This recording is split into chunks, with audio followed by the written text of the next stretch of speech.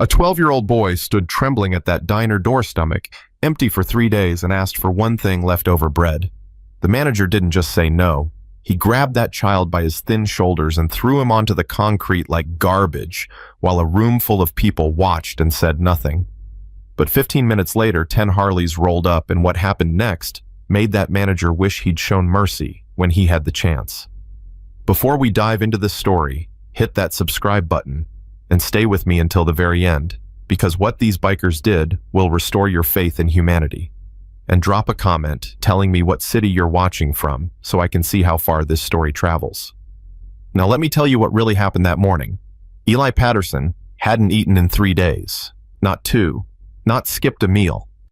3 full days where his stomach had stopped growling and started cramping, where his hands shook when he tried to tie his shoes, where his vision went spotty if he stood up too fast. He pushed open the door to Doyle's diner and the bell chimed. Every head turned. A businessman looked up from his phone. An elderly couple stopped mid-bite. A nurse in blue scrubs paused with her fork in the air. 2 construction workers went quiet. They all saw the same thing. A skinny kid with dirt under his fingernails jacket, 2 sizes too small shoes, held together with duct tape. Eli's face burned hot. He wanted to run, but his stomach hurt too much. The manager appeared from behind the counter. Curtis Doyle, 40-something, tie too tight, eyes too hard. We don't serve walk-ins without money. Curtis's voice cut through the silence like a knife. Eli's throat went dry. I'm not asking for a meal, sir. Then what are you asking for? Leftover bread from yesterday. Stuff you're gonna throw out anyway. His voice cracked. 12 years old, and his voice still betrayed him at the worst times. Curtis crossed his arms. Do I look like a charity? No, sir. I just thought... You just thought what? That you could walk in here and take... Curtis took a step closer. Let me tell you something, kid. I work hard for what I have. Every piece of bread, every roll, every goddamn crumb, I paid for that. You understand? Eli nodded, but Curtis wasn't finished. People like you think the world owes you something. Well, it doesn't. You want to eat? Get a job. Work for it. The businessman glanced up, then back down at his phone. Fast. The elderly woman squeezed her husband's arm. The nurse stopped chewing. Nobody said anything. That silence pressed down on Eli heavier than hunger ever could. I'm sorry, Eli whispered. I'll go. He turned toward the door. Curtis grabbed his arm. Not gentle. Not a hand on the shoulder. Curtis grabbed Eli's upper arm hard enough that his fingers dug in hard enough that Eli gasped, and he physically shoved the boy toward the exit. Eli stumbled through the doorway. His shoulder hit the door frame. The bell chimed again, that same cheerful sound. Don't come back. Curtis straightened his shirt and walked back inside like nothing happened. Eli stood on the sidewalk, face burning, throat tight. Through the window, he watched Curtis pour coffee for the businessman. Watched the elderly couple go back to their pancakes. Watched life continue. He walked 20 feet and sank down against the brick wall, close enough to still smell food, far enough that Curtis couldn't see him. His stomach cramped. He pressed his hand against it, curling forward slightly. A woman walked past, talking on her phone. She nearly tripped over his feet. Watch it, she snapped, then kept walking. Eli pulled his knees up to his chest and wrapped his arms around them, made himself smaller. The world had taught him that was the best thing he could be. Inside the diner, Curtis refilled the elderly man's coffee. Terrible, isn't it? The old woman said quietly. These kids today, no work ethic. Her husband nodded. Parents probably on drugs. Curtis smiled. Exactly right, ma'am. You enable them, they never learn. The businessman paid his check, walked out, saw Eli sitting there, looked away, and kept walking. The nurse pushed her hash browns around her plate. They didn't taste as good anymore. She didn't know why. She finished eating anyway because she'd paid for it. At the counter, Curtis told himself he'd done the right thing. You couldn't run a business on handouts. Word would spread. Every homeless person in town would show up expecting free food, basic economics. He almost believed it.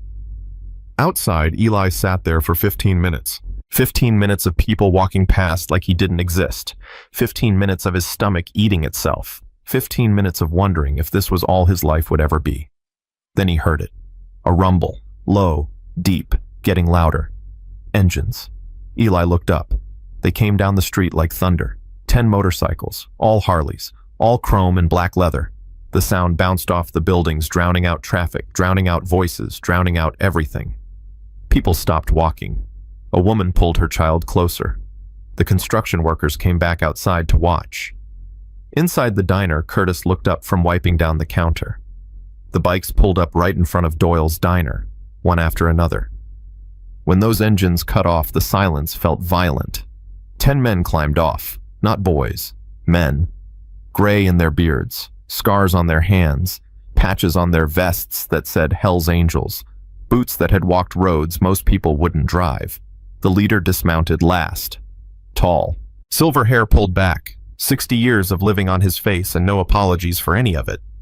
His name was Rocco Kane. His eyes swept the street and stopped on Eli. Rocco walked over, boots solid on concrete. He crouched down in front of the boy. "You okay, son?" Eli's brain couldn't process the question. Was he okay? He didn't know how to answer that. "I'm hungry, sir." Rocco's jaw tightened. "When's the last time you ate?" 3 days ago.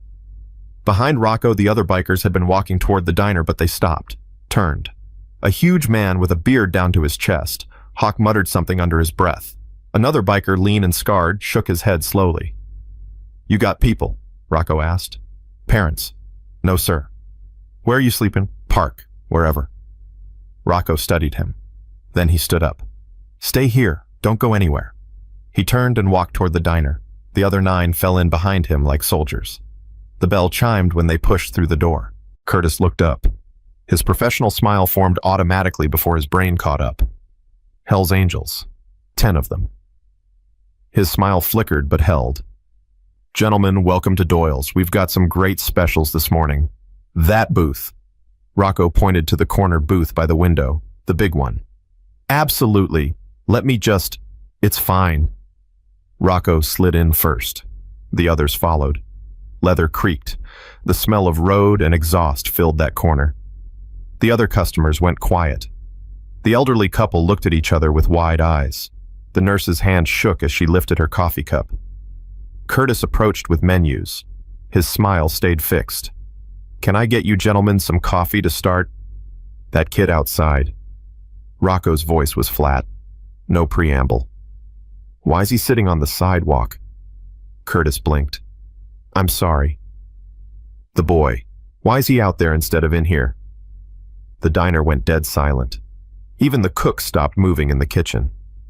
Curtis's face did something complicated. He let out a small laugh. "Oh, that one. Yeah, he came in earlier. Just a beggar, really. No money. Couldn't have him bothering my customers. Bad for business, you understand." Rocco stared at him. Didn't say a word. Just stared. Let the silence stretch. Hawk leaned forward. "The kid asked you for money."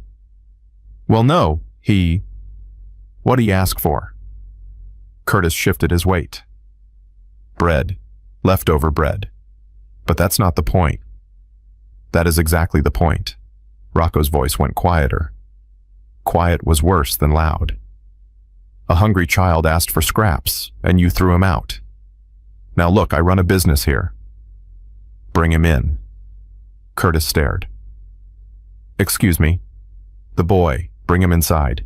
Seat him at this table." Rocco leaned back, arms crossed. "Feed him. Put it on our tab." The entire diner was watching now. The nurse forgot she had food in front of her. The elderly woman's eyes filled with tears. Curtis's face went red. Gentlemen, I appreciate what you're trying to do, but I have policies." Hawk stood up. All 6'5" of him.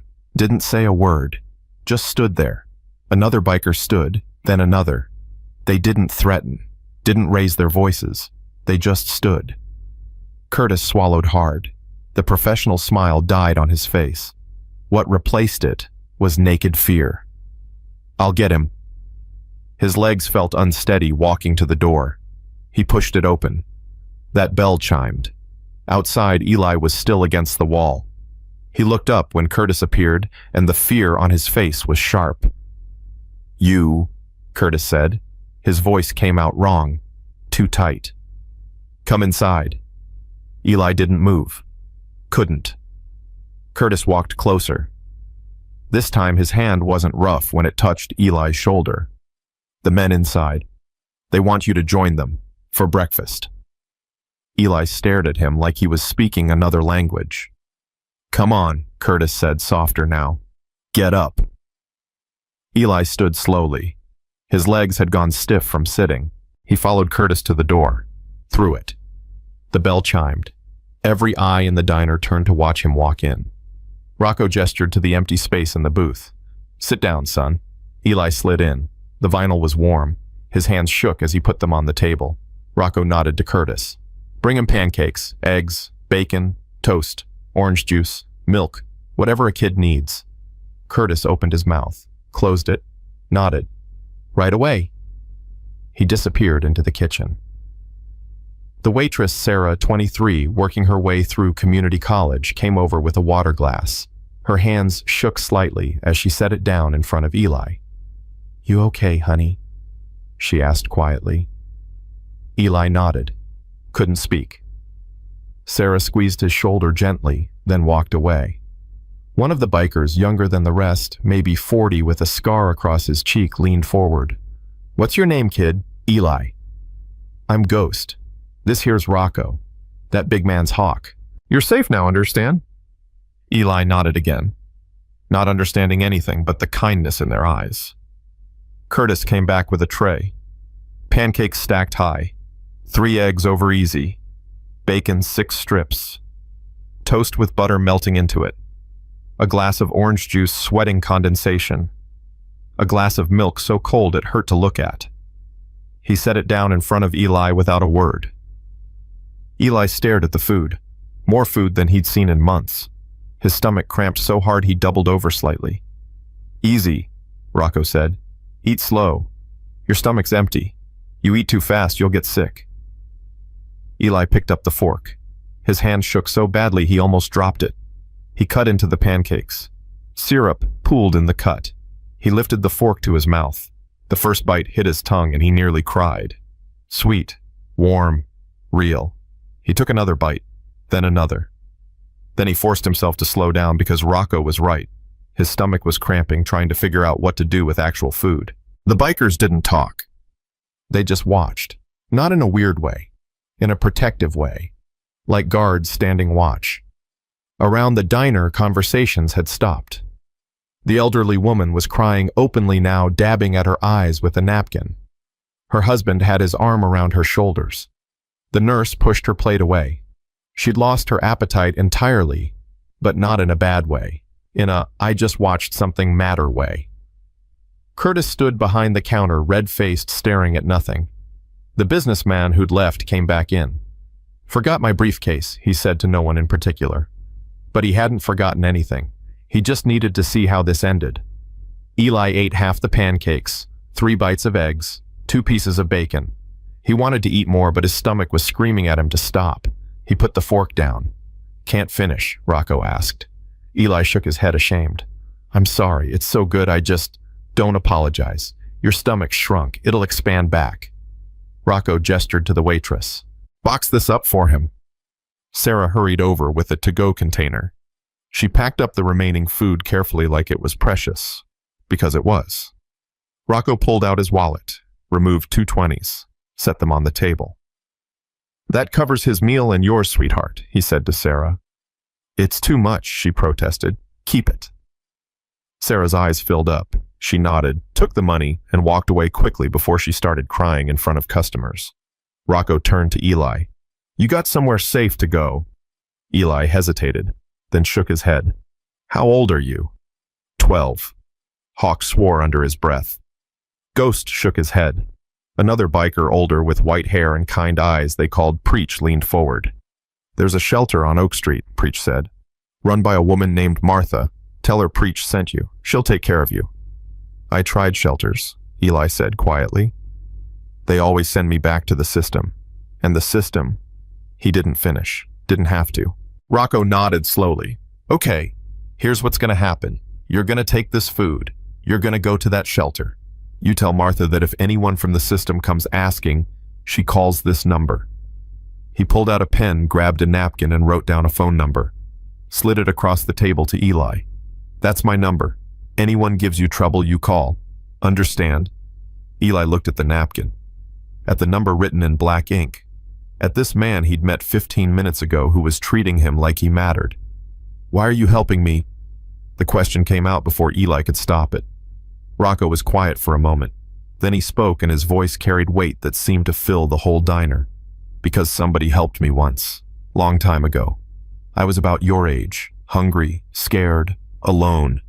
A man I didn't know bought me a meal, told me I mattered, gave me hope when I had none." He paused. "That man saved my life, changed everything for me. And he told me, someday when you can, you do the same for someone else.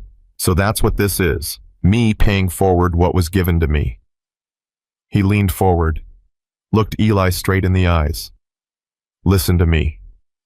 Don't let this world tell you you're worth nothing. Don't let people like him," he gestured toward Curtis without looking at him, "make you believe you don't matter. You hear me? You matter. Your life matters. You're not garbage. You're not invisible. You're a human being who deserves food and shelter and kindness. Don't you ever forget that." Eli's throat closed up. Tears spilled down his cheeks before he could stop them. He wiped them away fast, embarrassed. "None of that," Ghost said gently. "Ain't no shame in crying, kid." Rocco stood up. The other bikers followed. "You take care of yourself, Eli," Rocco said. "You go to that shelter. You call if you need us. And remember what I told you." Eli nodded, not trusting himself to speak. The bikers walked toward the door. Leather creaked. Boots thudded on the floor. The bell chimed as they filed out. But Rocco stopped at the counter. Curtis was still standing there frozen. Rocco walked up to him, stopped inches away, looked him dead in the eyes. "You ever," Rocco said quietly, "and I mean ever treat a child like that again, I'll hear about it. And I'll come back. And next time we won't be asking politely. You understand me?" Curtis nodded, his face white. "Good." Rocco walked out. The engines roared to life outside. 10 Harleys all at once shaking the windows. Then they were gone. The sound faded down the street, then disappeared entirely. The diner was silent. Eli sat there in the booth, the to-go container in his hands, the napkin with the phone number in his pocket. He looked around at all the faces staring at him. The elderly woman smiled at him through her tears. The nurse raised her coffee cup slightly. A small salute. The businessman walked over, pulled out his wallet, handed Eli $40. "For whatever you need," he said gruffly, then walked out fast like he was embarrassed. Sarah came over with a bag. "I packed you some extra toast and cookies. We made them this morning." She set the bag down, squeezed his shoulder again, and walked away. Curtis remained behind the counter. He didn't look at Eli, didn't look at anyone. Just stared at the register like it held answers it didn't have.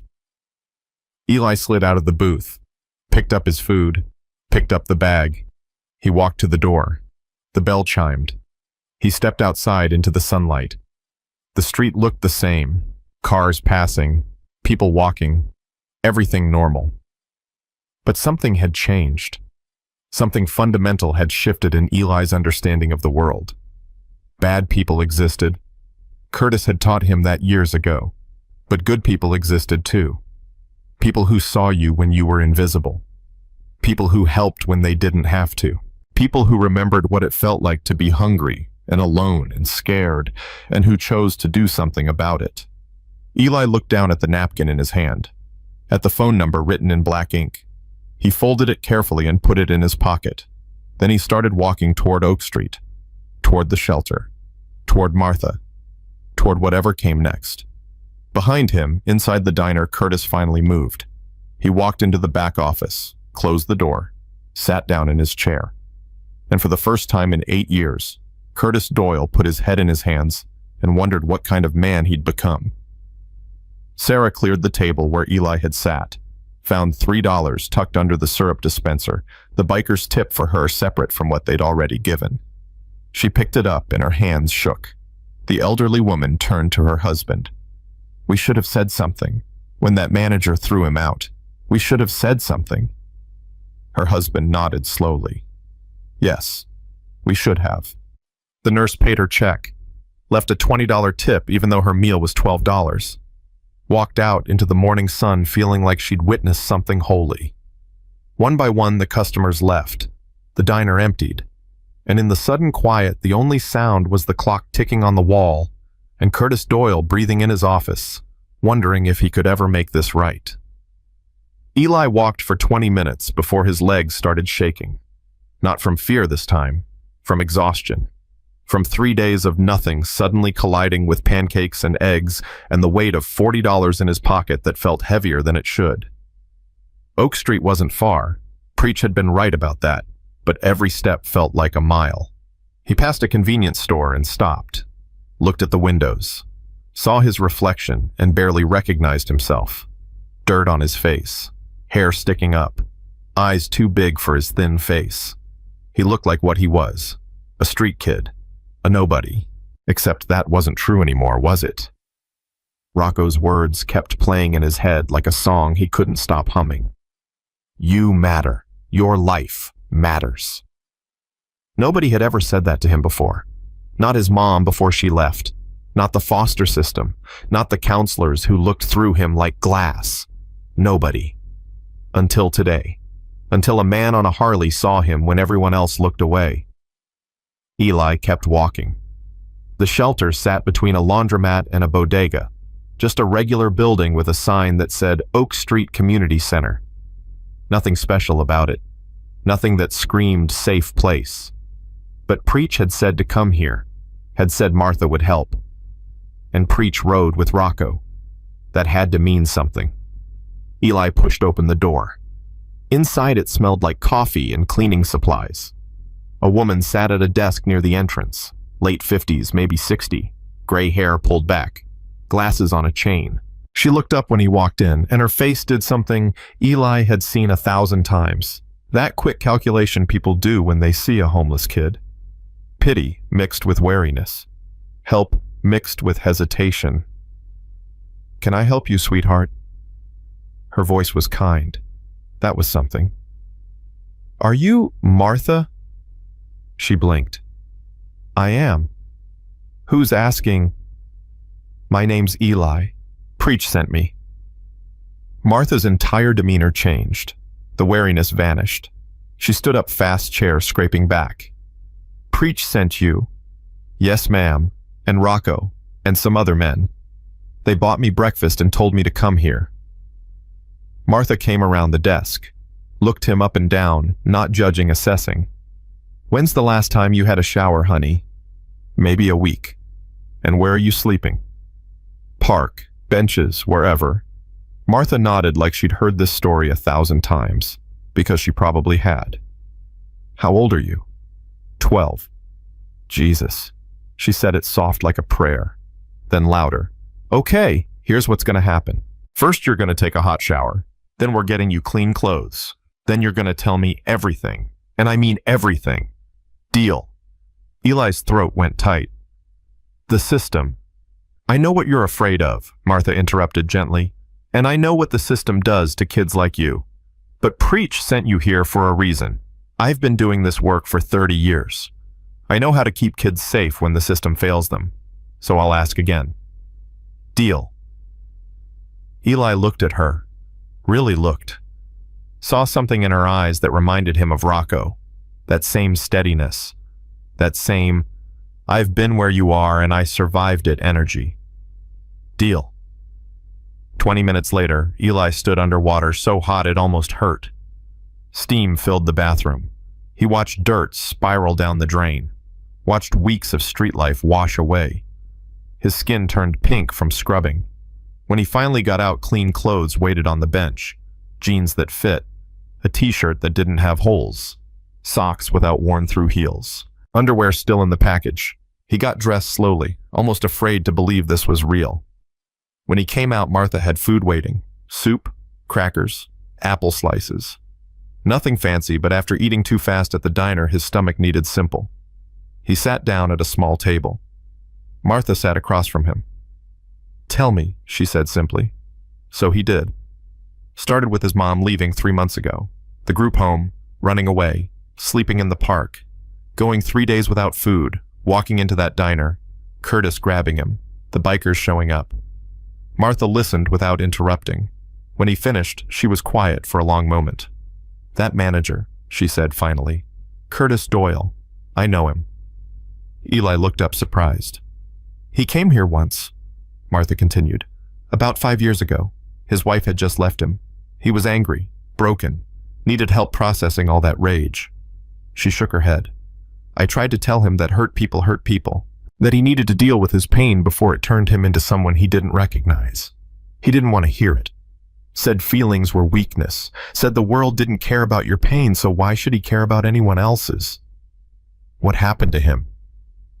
He bought that diner, threw himself into work, used it as armor against having to feel anything." Martha looked sad. "And this morning you walked into his restaurant and reminded him that armor doesn't protect you. It just makes you cold." Eli thought about that. About Curtis's face when the bikers made him bring Eli back inside. About the shame that had flickered there before fear took over. "Do you think people can change?" Eli asked. "I think people can change when they want to, badly enough," Martha said carefully. "But wanting to change and actually doing the work are two different things." Curtis saw himself today through someone else's eyes. Whether that's enough to make him look in the mirror and do something about what he sees, that's up to him. She reached across the table and squeezed his hand. "But you know what matters more than whether Curtis changes, whether you survive this, whether you make it out of childhood intact. That's what we need to focus on. The system will come looking for me," Eli said quietly. "Let them look. I've got lawyers, good ones, pro bono folks who believe kids shouldn't be thrown back into situations that harm them." Martha's voice turned fierce. "And I've got Rocco's number in my phone from 6 years ago when he helped me track down a missing kid. If they try to take you somewhere unsafe, we'll fight it. All of us." Something broke open in Eli's chest. Some locked door he'd been guarding for months. "Why?" The word came out cracked. "Why do you care? You don't even know me." Martha smiled. "I know you well enough. You're a 12-year-old boy who asked for leftover bread instead of stealing it, who said sir and ma'am even when you were starving, who survived 3 months on the streets and didn't let it make you mean. That tells me everything I need to know." Eli started crying, not gentle tears, the ugly kind, the kind that had been building for 3 months, for 12 years, the kind that comes from finally being seen by someone who gives a damn. Martha got up and hugged him, just held him while he sobbed. Didn't tell him to stop, didn't tell him to be strong, just held him like his mother should have, like someone should have, like he mattered. Across town, Curtis Doyle was still sitting in his office. The lunch rush had started. Sarah was handling it. She was good at that. Better than him if he was honest. She actually liked people, remembered their orders, asked about their kids, made them feel welcome. He used to do that, years ago, before his wife left, before the bitterness set in like rot. Curtis pulled out his phone, scrolled through his contacts, stopped on one name, Linda, his ex-wife. Hadn't spoken to her in 4 years, not since the divorce finalized, not since she told him she couldn't watch him turn into someone she didn't recognize. "You're so angry all the time," she'd said, "at me, at the world, at people who need help. When did you become this person, Curtis? When did you stop caring?" He'd told her to get out, told her if she couldn't handle reality, that was her problem, not his. Now his thumb hovered over her name. What would he even say? "Hey, I threw a starving kid out of my restaurant this morning, and a biker gang had to teach me basic human decency." He locked his phone, put it down. The door to his office opened. Sarah stood there, face flushed. "We need to talk." Curtis looked up. "It's the lunch rush."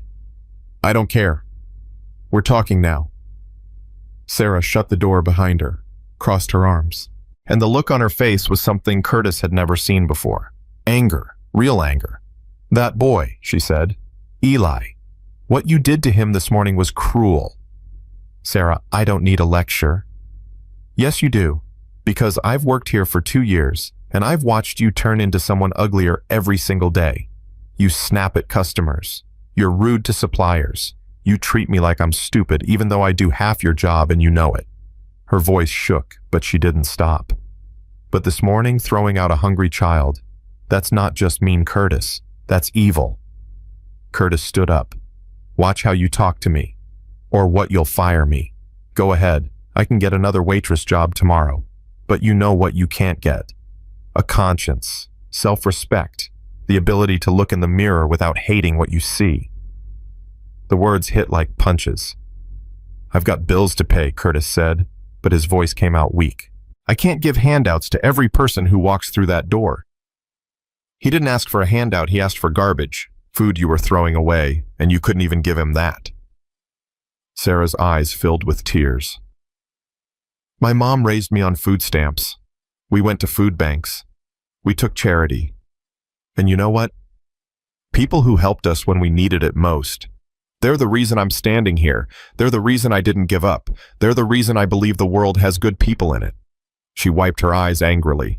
"You had a chance to be one of those people this morning, and you chose cruelty. You chose your pride, your anger, your whatever the hell made you think it was okay to treat a child like trash." She moved toward the door, then stopped. "I'm not quitting, but I'm telling you right now, if you ever do something like that again, I'm gone. And I'll tell everyone why.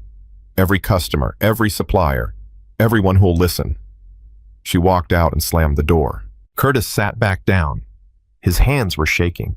He told himself Sarah didn't understand business, didn't understand how hard he'd worked, didn't understand that the world would eat you alive if you showed weakness. But the words felt hollow even as he thought them. His phone buzzed. A text from an unknown number. "This is Rocco. Just checking you remember our conversation. That boy matters. Every kid who walks through your door matters. Don't make me come back." Curtis stared at the message. Then, without quite knowing why, he opened his browser, typed Oak Street Community Center, found their website, read about Martha, about the work she did, about the kids she helped. There was a donation button. Curtis looked at it for a long time. Then he closed the browser. Not today. Maybe never. He didn't know yet, but something in him had cracked. Something that had been frozen for years. And he didn't know if that crack would widen or if he'd seal it back up with the same anger that had protected him for so long. He didn't know what he'd do tomorrow, but he knew he'd never forget today. At the shelter, Eli finished his soup. Martha showed him to a small room with a bed. A real bed. With sheets. A pillow. A blanket. "This is yours for now," Martha said. "We'll figure out the details later. Right now, you need rest." Eli sat on the bed. It felt strange, soft, safe. He couldn't remember the last time he'd slept somewhere that felt safe. "Martha." "Yeah, honey." "What Rocco said, about someone helping him when he was young. Is that true?" Martha smiled. Every word. He was 14, living on the streets after his father beat him half to death. A woman named Grace owned a motorcycle shop. She found Rocco sleeping behind her dumpster. Could have called the cops. Instead, she gave him a job, taught him about bikes, gave him a place to stay, saved his life. What happened to her? She died about 15 years ago, cancer. But before she went, she told Rocco the same thing someone told her when she was young and needed help. Pay it forward, when you can help someone the way I helped you. And that's what he's been doing ever since. And now he's helping me. Now he's helping you, Martha agreed. And someday when you're older and you've got your feet under you, maybe you'll help someone too. That's how it works. That's how good spreads. One person at a time. One moment of kindness that echoes forward. Eli lay back on the bed, stared at the ceiling, thought about Rocco and Grace and Martha, and even Sarah, who'd packed him extra cookies. Thought about chains of kindness, stretching back through time, connecting people who'd never meet, creating ripples that spread further than anyone could see. I want to do that, he said quietly. When I'm older. I want to help someone. You will, Martha said. I believe that. She turned off the light, started to close the door. Martha, yeah, thank you. Get some sleep, Eli. The door closed. The room went dark. And for the first time in 3 months, Eli closed his eyes without being afraid of what tomorrow would bring. Across town, Rocco Kane sat in his garage working on a bike. It was late afternoon now. The sun slanted through the windows at that golden angle that made everything look softer than it was. His phone rang. He checked the caller ID. Martha. Tell me, he said by way of greeting. He's safe, fed, clean, sleeping. I've got him. Rocco nodded even though she couldn't see him. Good. What you did this morning. I didn't do anything anyone else wouldn't do. That's a lie and we both know it. Martha's voice was firm. Most people walked right past that boy. You stopped. You saw him. That matters, Rocco. Grace taught me that, Rocco said quietly. She taught me that seeing people is half the battle. Most folks are so wrapped up in their own lives they don't notice when someone's drowning right in front of them. Well, you noticed. And that kid's alive because of it. Literally, another few days on the streets without food. We both know where that leads. Rocco's jaw tightened. Yeah, he knew. He'd seen kids die from exposure, from starvation, from giving up. Seen it more times than he could count. The world chewed up children and spit them out, and most people pretended not to see it happening. Keep me updated, he said. If he needs anything, I will. And Rocco, I checked in with the guys at the diner, that manager Curtis. He's struggling with what happened. Good. Man should struggle. Maybe. Or maybe he's on the edge of changing. People change when they're forced to look at themselves. Sometimes shame is the thing that saves them. Rocco grunted. Didn't agree or disagree. He'd seen shame destroy as many people as it saved. Either way, Martha continued, you did right today. Grace would be proud. After they hung up, Rocco sat there for a while, thinking about Grace, about the day she found him behind her shop, bloody and broken, terrified of going home, about how she hadn't asked questions at first, just brought him inside, cleaned him up, fed him, made him feel human again. She died in 2010, 15 years ago now, but not a week went by that he didn't think about her, didn't try to live up to the example she'd set. The garage door opened. Hawk walked in, followed by Ghost and Preach. Heard you had quite a morning, Hawk said. Word travels fast. Small town. Plus, Sarah posted about it on Facebook. The whole thing's blowing up online. Rocco looked up sharply. What? Ghost held up his phone, showed him the screen.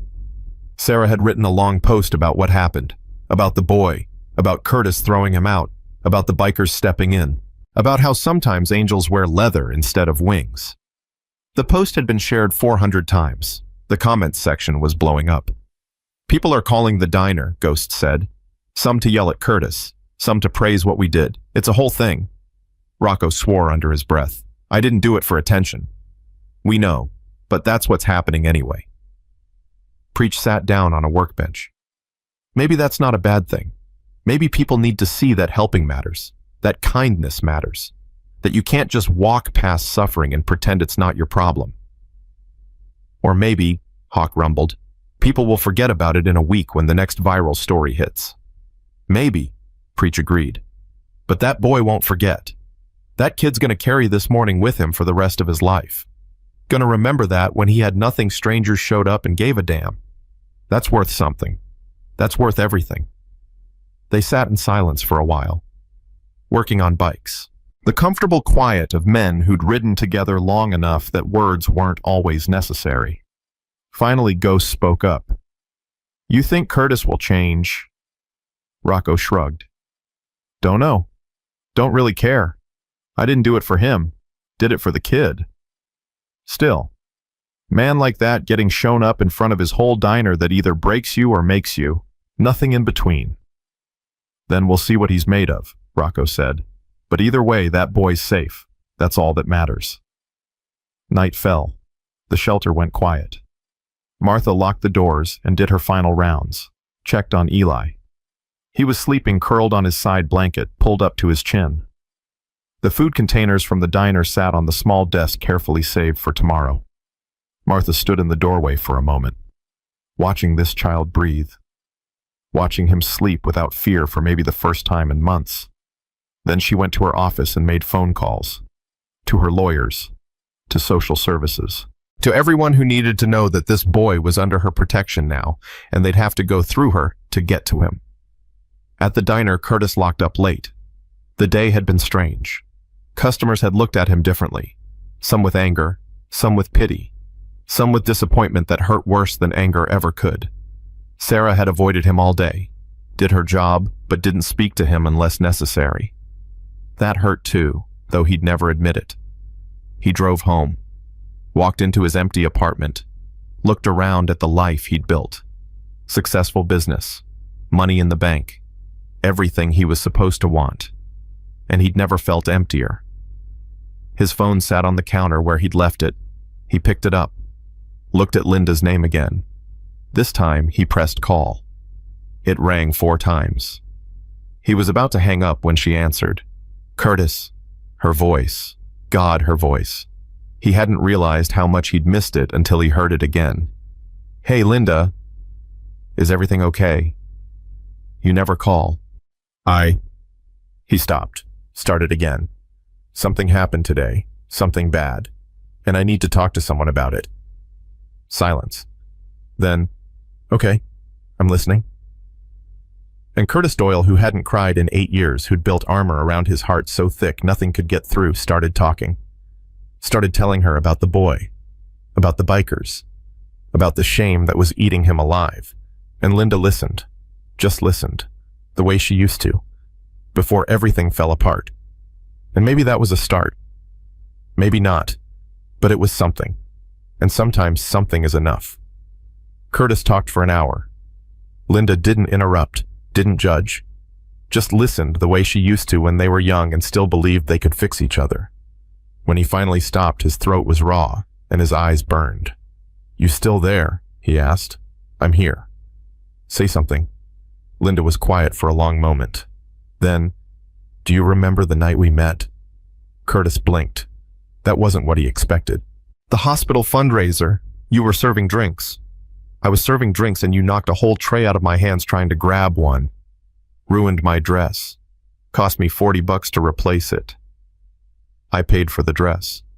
You did, and you asked me out. Took me to that Italian place on 3rd Street. You remember what you said that night? Curtis closed his eyes. I said I wanted to open a restaurant someday, a place where people felt welcome, where everyone was treated like family. Yeah, you said that, and I believed you, because your eyes lit up when you talked about it, like you'd found your purpose. Her voice got softer. What happened to that man, Curtis? Life happened. Marriage ended. Reality set in. No. You gave up. You decided that caring about people was weakness, that kindness was for suckers. You built walls so high nobody could hurt you, and then you wondered why you were lonely. The words stung because they were true. I don't know how to be that person anymore, Curtis said quietly. Then learn. Start tomorrow. Start with one kind thing, then another, then another. Eventually it becomes who you are again. She paused. Or don't. Keep being angry. Keep pushing people away. Die alone in that apartment surrounded by money that never kept you warm at night. Your choice.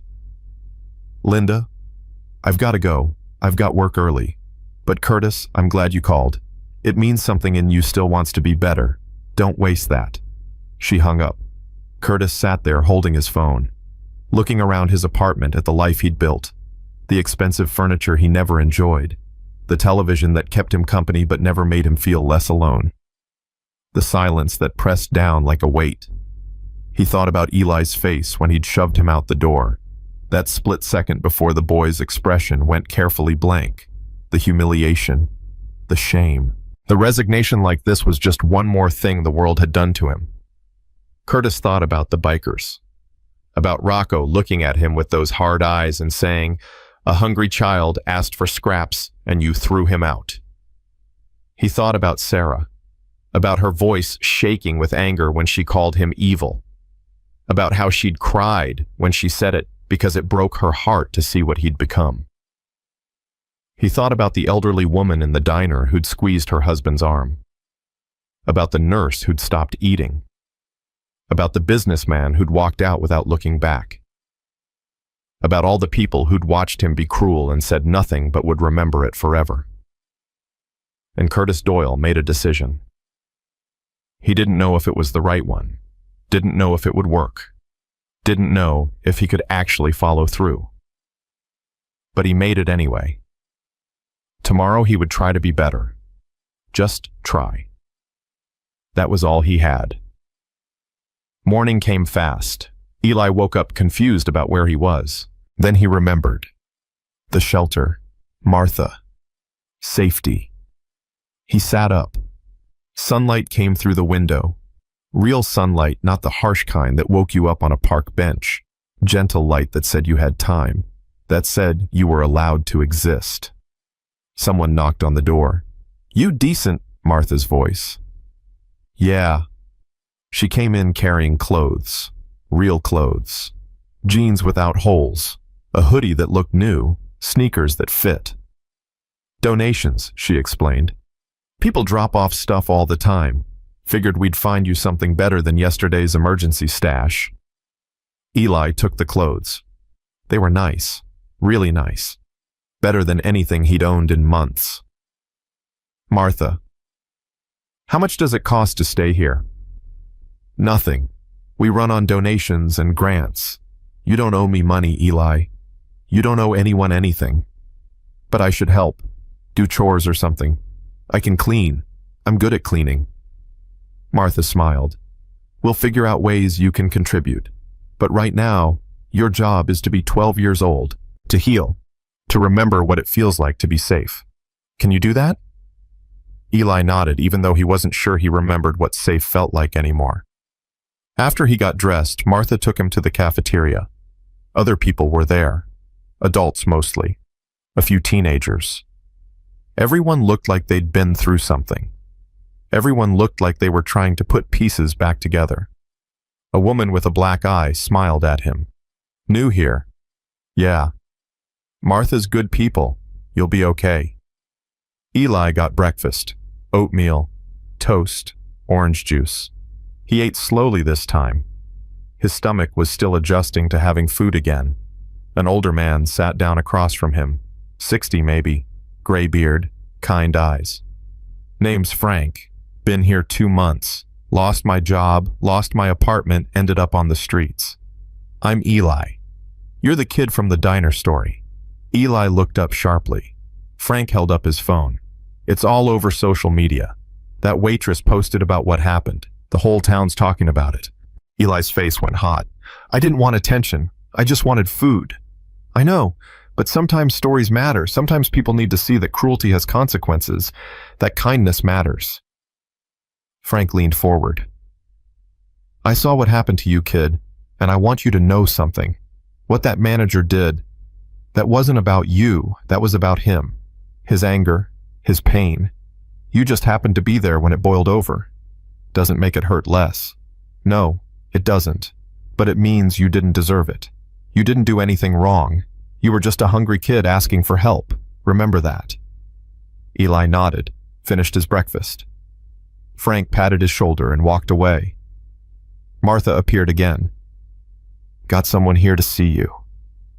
Eli's stomach dropped. "The system..." "No, someone else." She led him to a small meeting room. Rocco sat there waiting. He looked different in daylight, older, more tired, but his eyes were the same, steady, sure. "Hey, kid." "Hi." Rocco gestured to the chair. Eli sat. "Wanted to check on you. Make sure Martha's taking care of you." "She is. Everyone here is really nice." "Good, that's good." Rocco leaned back. "I also wanted to talk to you about something. The story's out, about what happened yesterday. Sarah posted it online and now everyone knows." Eli's throat tightened. "I'm sorry. I didn't mean to cause trouble." "Stop. You didn't cause anything. You were hungry. You asked for help. What happened after that?" That's on Curtis. That's on me. That's on everyone who saw you and made a choice, but not on you. Never on you. People are going to think I'm just some charity case now. People are going to think whatever they think, can't control that. But here's what you can control. How you move forward. What you do with this chance you've been given. Rocco leaned forward. Martha tells me you're smart. That you asked if you could do chores to earn your keep. That tells me you've got pride. Character. That matters, Eli. That matters more than anything. I just don't want to be a burden. You're not. You're a kid who needed help, and accepting help isn't weakness, it's survival. You understand? Eli nodded slowly. Good. Now, Martha's got you enrolled in school starting Monday. You're gonna go. You're gonna do the work. You're gonna build yourself a future. And if anyone gives you trouble, you call me. Got it? School, Eli repeated. He hadn't been to school in 3 months. The thought terrified him. I know it's scary, but you can't let fear run your life. You face it. You walk through it. You come out the other side stronger. Is that what you did? Rocco smiled. Not a happy smile. A survived smile. Yeah, that's what I did. Had to face a lot of fear in my life. Still do. But I learned that fear loses its power when you stop running from it. They talked for another 20 minutes. About school, about the shelter, about what came next. When Rocco stood to leave, he put his hand on Eli's shoulder. You're gonna be okay, kid. I believe that. Question is, do you... Eli thought about it. Really thought about it. I'm starting to, he said finally. That's all anyone can ask. After Rocco left, Eli sat in the meeting room for a while, processing, thinking, feeling things he hadn't let himself feel in months, because feelings were dangerous when you were trying to survive. But maybe he wasn't just surviving anymore. Maybe he was living. Across town, Curtis opened the diner an hour early. Sarah arrived for her shift and stopped short when she saw him mopping the floor. You're mopping? Yeah. You never mop. I'm mopping today. She stared at him. What's going on? Curtis wrung out the mop, put it away, turned to face her. I called Linda last night, told her what happened, what I did. His voice was steady but quiet. She asked me what happened to the man I used to be, the one who wanted to make people feel welcome, and I didn't have an answer. Sarah's expression softened slightly. So what now? So now I try to be that person again, starting today. How? Curtis pulled an envelope from his pocket, handed it to her. Sarah opened it. Inside was $500 cash. What is this? Raise. Effective immediately. You've been doing half my job for 2 years and I never acknowledged it. That changes now. Sarah's eyes widened. Curtis, also, I want you to know I called Oak Street Community Center this morning, made a donation, $5,000, in the boy's name, Eli. Sarah's hand went to her mouth. It doesn't fix what I did, Curtis continued. Nothing fixes that. But maybe it helps. Maybe it means something. I don't know. He paused. I'm not asking for forgiveness. I'm just telling you I'm trying. Why? Because I looked in the mirror this morning and hated what I saw. Because my ex-wife told me I gave up on being a decent human being. Because a 12-year-old boy asked me for garbage and I treated him like he was garbage. Curtis's voice cracked.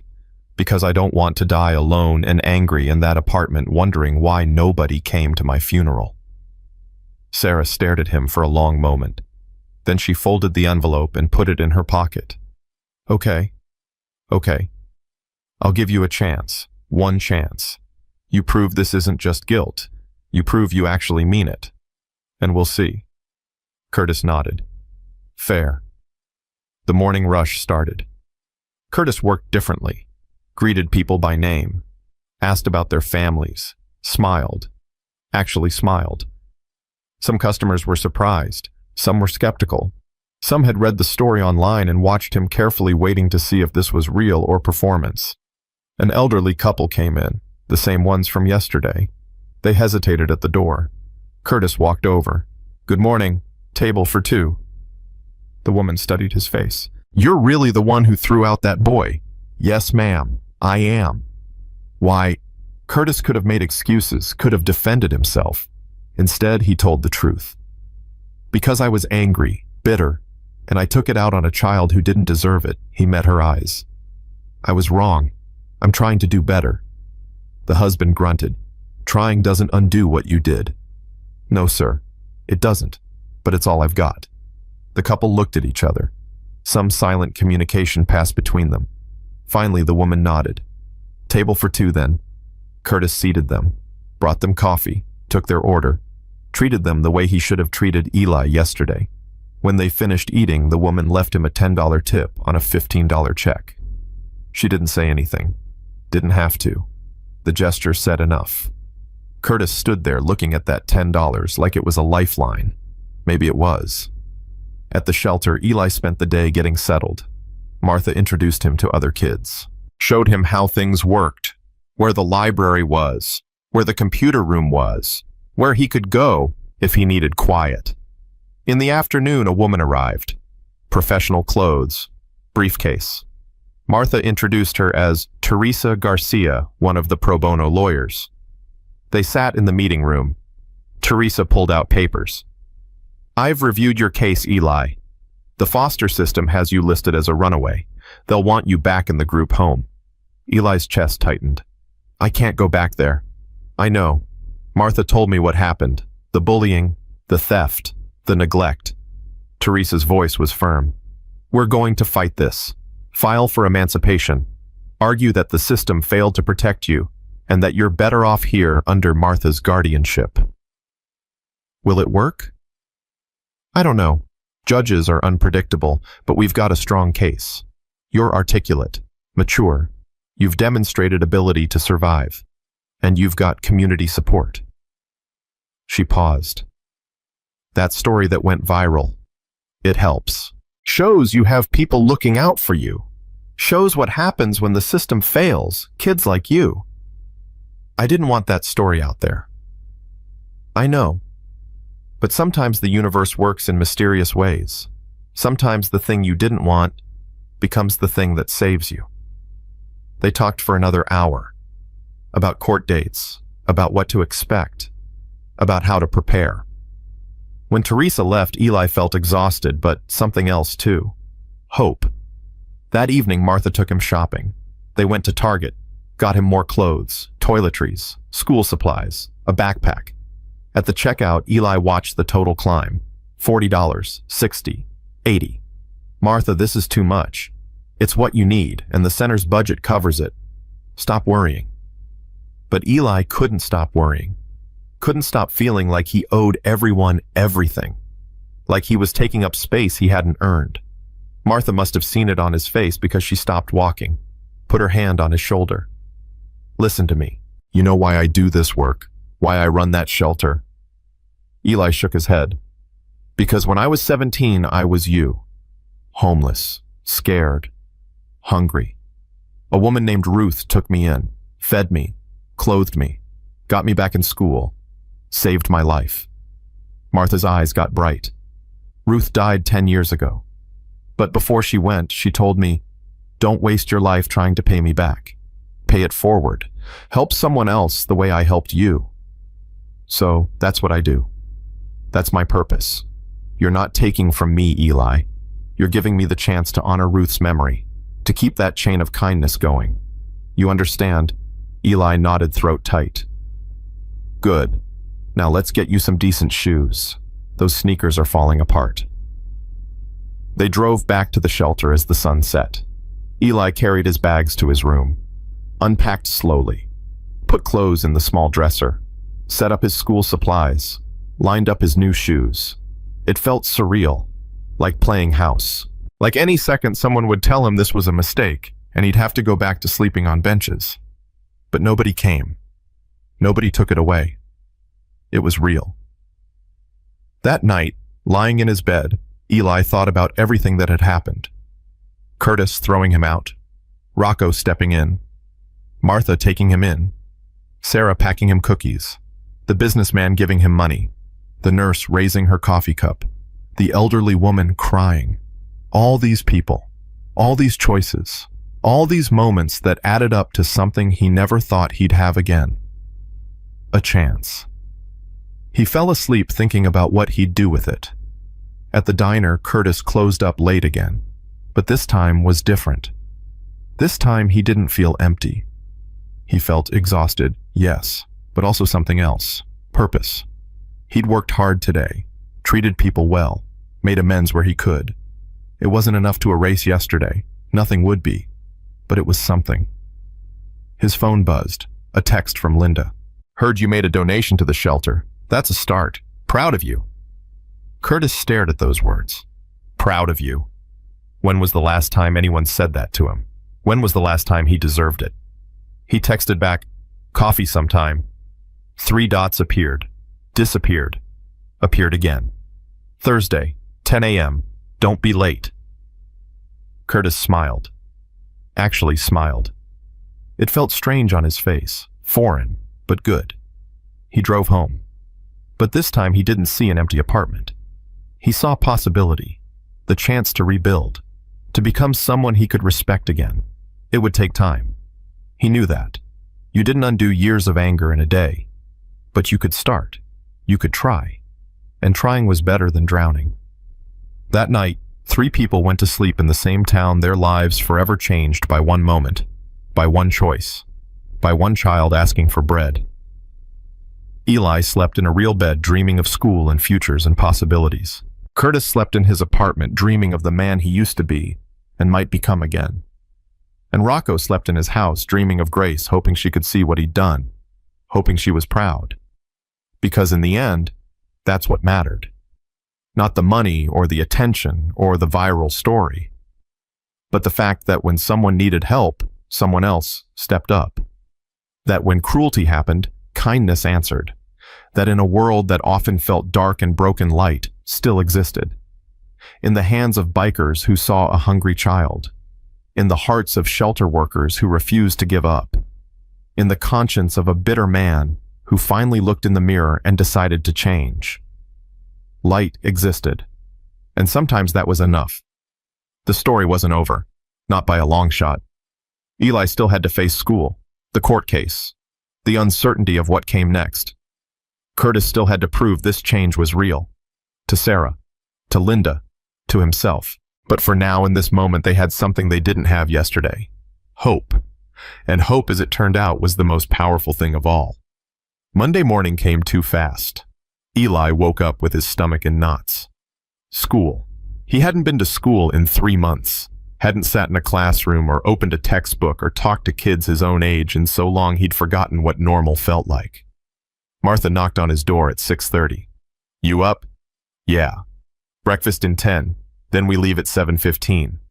Eli got dressed in his new clothes, jeans that fit, a hoodie that didn't have holes, shoes that weren't held together with tape.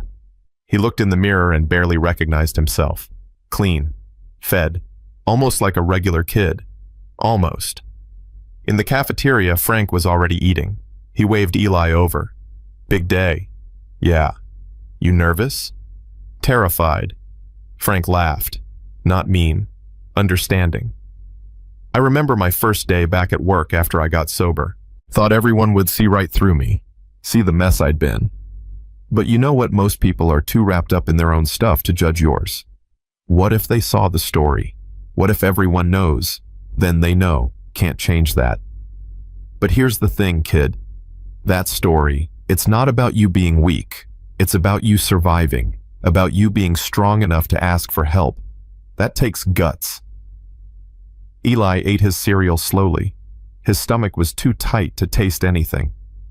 Martha drove him to Lincoln Middle School, pulled up to the curb. Kids were everywhere, talking, laughing, being normal, being 12. You ready? Martha asked. No. Good. That means you're paying attention. Come on, I'll walk you to the office. Inside, the principal was waiting. Ms. Chen, 40-something. Kind face but tired eyes. She'd seen too many kids like Eli. Kids who fell through cracks. Kids who disappeared. Eli Patterson, welcome. I've reviewed your file. You're in 7th grade, correct? Yes, ma'am. Your test scores from last year are good, very good. You're smart, Eli. That's going to help you catch up on what you've missed. She handed him a schedule. I've put you in classes that match your ability level. If anything's too hard or too easy, we'll adjust. Okay? Also, Ms. Chen's voice got gentler. I know your situation. I know what happened at the diner. Some kids here might know too. If anyone gives you trouble, you come directly to me. Understood? Eli nodded. Martha squeezed his shoulder. You've got this. I'll pick you up at 3. Then she was gone and Eli was alone in a hallway full of strangers. His first class was English. He walked in 5 minutes late because he'd gotten lost. Every head turned to stare. The teacher, Mr. Patterson, smiled. You must be Eli. Have a seat anywhere. Eli found an empty desk in the back, slid into it, tried to make himself invisible. The girl next to him leaned over. You're the kid from the diner story, right? Eli's face went hot. Yeah. That manager's a jerk. My mom says she's never eating there again. The girl stuck out her hand. I'm Jenna. Eli. I know, everyone knows. You're like famous. I don't want to be famous. Too late. But she said it kindly. Not mocking, just factual. Mr. Patterson started class. They were reading The Outsiders. Eli had read it last year, loved it. The story of kids who didn't fit in, kids who survived, kids who found family in unexpected places. He raised his hand when Mr. Patterson asked a question about Pony Boy, gave an answer. Mr. Patterson's eyebrows went up. Excellent analysis, Eli. You've read this before. Yes, sir, last year. Well, we're lucky to have you. Your perspective will be valuable. For the first time all morning, Eli felt something other than fear. He felt capable, like maybe he belonged here. The rest of the morning passed in a blur. Math, history, science. Each teacher had clearly been briefed about him. Each one treated him normally, but kept a watchful eye, making sure he was okay, making sure other kids weren't cruel. Lunch was harder. The cafeteria was chaos. Noise and movement and social hierarchies Eli couldn't decode. He got his tray and looked around for somewhere to sit. Jenna waved him over. She sat with 3 other kids, 2 girls and a boy. This is Eli. Eli, this is Maya, Sarah, and Derek. They all nodded, made room for him. So, Derek said immediately, those bikers. Hell's Angels, right? That's so cool. I guess. You guessed, dude, they're legends. My uncle's a biker. Says Hell's Angels don't mess around. You got lucky they showed up.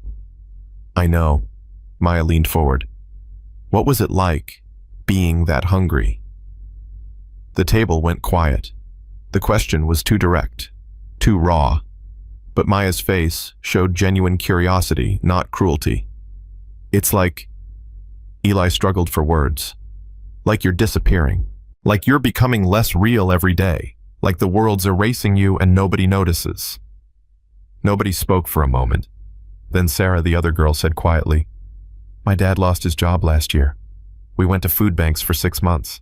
I remember being scared we'd end up on the streets. It was the worst feeling in the world. Did you? Eli asked. No. My dad found work again, but it was close. Really close. She looked at him with understanding. I'm glad you're okay now. Thanks. They ate, talked about normal stuff. Teachers they liked and didn't like. A test coming up in science. A dance next month. Normal kid stuff. And slowly, Eli started to feel like maybe he could do this. Maybe he could be normal again. After lunch in the hallway, a kid bumped into him. Hard. On purpose. Watch it, charity case. Eli turned. The kid was bigger. 8th grader maybe. Sneering. I said watch it. I heard you. You think you're special because some bikers felt sorry for you. You're nothing. Just another homeless loser. Jenna stepped between them. Back off, Tyler. Or what you gonna call your biker friends? Tyler laughed. Face it, nobody actually cares about you. They just want to feel good about themselves. Give it a week and everyone will forget you exist. The words hit harder than fists. Hit the fear Eli had been carrying since the diner. That this was temporary. That kindness had an expiration date. That eventually everyone would realize he wasn't worth saving. But before he could respond, a voice cut through the hallway. Tyler Morrison, principal's office, now. Ms. Chen stood there with arms crossed. Her face was calm, but her eyes were fire. Tyler's sneer disappeared. I didn't do anything, so office, now. We're calling your parents. Tyler slunk away. Ms. Chen turned to Eli. You okay? Yeah. No, you're not, but you will be. Come with me. In her office, Ms. Chen sat down across from him. Tyler's been bullying kids for 2 years. We've tried everything. Suspensions, parent conferences. Nothing works. This is his last chance. If he does it again, he's expelled. I don't want to cause trouble. Stop. You're not causing anything. Tyler's causing trouble. Tyler's choosing to be cruel. You're just trying to survive. Big difference. She leaned forward. Listen to me, Eli. You're going to meet people like Tyler your whole life. People who try to tear you down because they're miserable. Don't let them win. Don't let them make you small.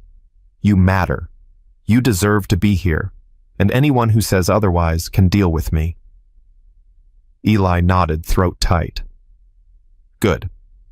Now get to class. And Eli, you did well today, really well. The afternoon was easier.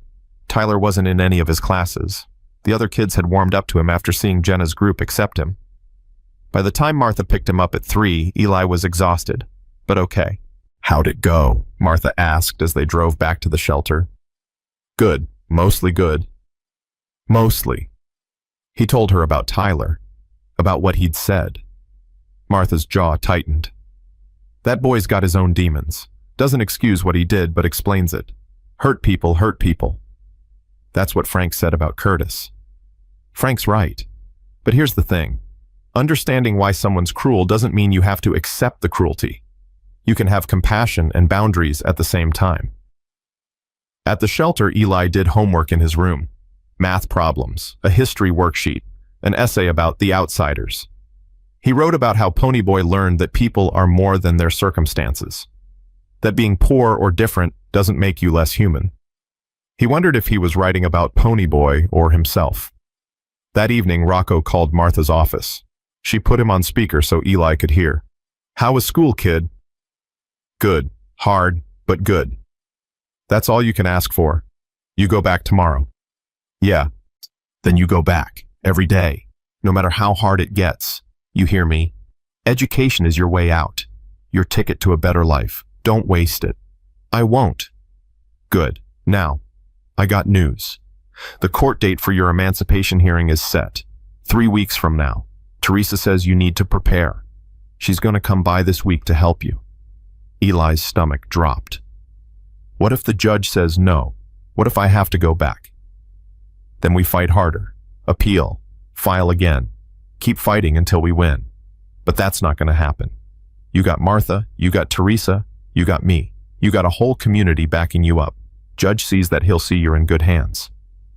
After they hung up, Eli sat in his room thinking about the hearing. About having to convince a stranger that he deserved to stay here. That he was worth the effort. 3 weeks. 21 days. It felt like forever, and no time at all. Across town, Curtis met Linda at a coffee shop. She was already there when he arrived. She looked good. Older than he remembered, but good. She'd cut her hair short. It suited her. Hi, he said, sitting down. Hi. They ordered coffee, sat in awkward silence for a minute. Finally, Linda spoke. So, you're trying to change. Yeah. Why? Because I looked in the mirror and hated what I saw. Because I hurt a child and can't undo it. Because I don't want to die angry and alone. Curtis met her eyes. Because you were right about all of it. I gave up, decided kindness was weakness, built walls so high nobody could reach me, and then I wondered why I was lonely. Linda sipped her coffee. What are you doing differently? Treating people better at the diner, smiling, actually caring, made a donation to the shelter where that boy is staying. Gave Sarah a raise. He paused. And I called you, which is probably the hardest thing I've done. Why was it hard? Because I'm ashamed of what I became, of how I treated you, of pushing away the best thing in my life because I was too scared to be vulnerable. Linda's eyes got bright.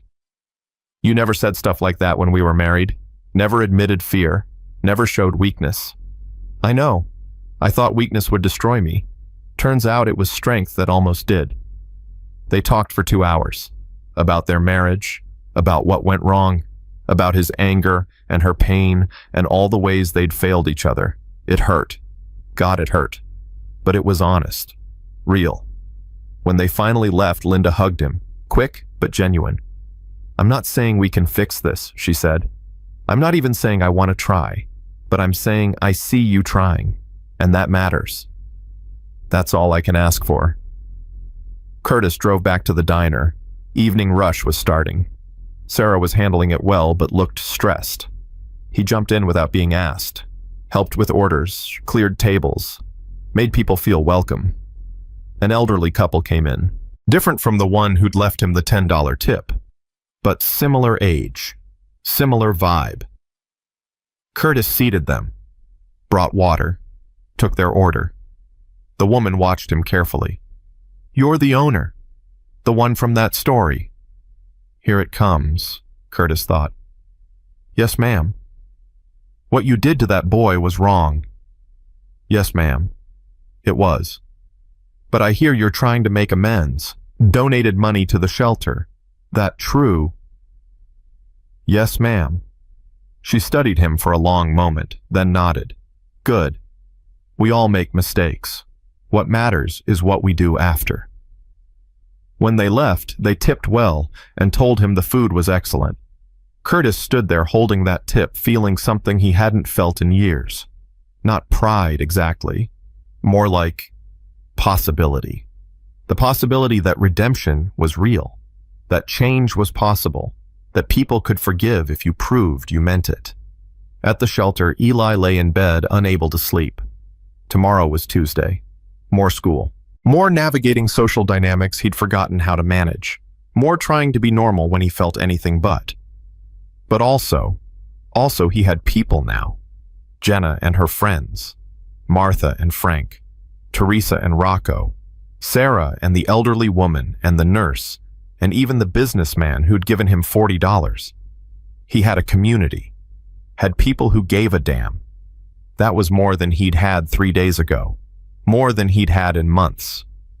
He thought about what Rocco said about Grace, about how one person helping him had changed everything, had set him on a path that led to helping others, had created a chain of kindness that stretched across decades. Maybe that's what was happening now. Maybe Curtis throwing him out had somehow started something, forced people to choose, to decide what kind of humans they wanted to be. And maybe, just maybe, enough people had chosen kindness that it would ripple outward, touch more lives, create more moments of grace. Eli didn't know, couldn't know. But lying there in his bed with a full stomach and clean clothes and a future that looked possible for the first time in months, he thought maybe the world wasn't as dark as he'd believed. Maybe light existed in unexpected places, in bikers who stopped for hungry kids, in shelter workers who refused to give up, in bitter men who finally looked in mirrors and decided to change, in 7th graders who made room at their lunch table, in judges who might see that systems failed and choose mercy. Maybe light was everywhere if you knew how to look for it. The next 3 weeks passed in a strange blur. School became routine.